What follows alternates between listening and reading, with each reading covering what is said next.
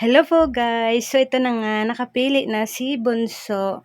Kasi nga, ginamit na namin itong Aling Poring card. I-redeem na namin. Kaya ito, pinapili ko si Bunso ng gusto niyang bilhin pang baon sa school. Kasi nga guys, isang araw pa sinabi sa akin ng aking ahente na kailangan ko na daw i-redeem bago ma-expired yung points.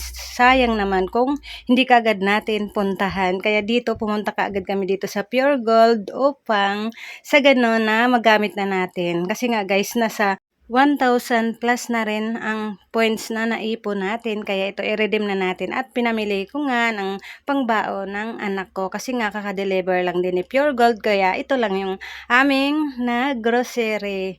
At nandito na nga kami sa bahay guys. So ayan lang kasi ayan lang yung ginamit namin para magamit natin yung ating points. So 'di ba, malaking tulong.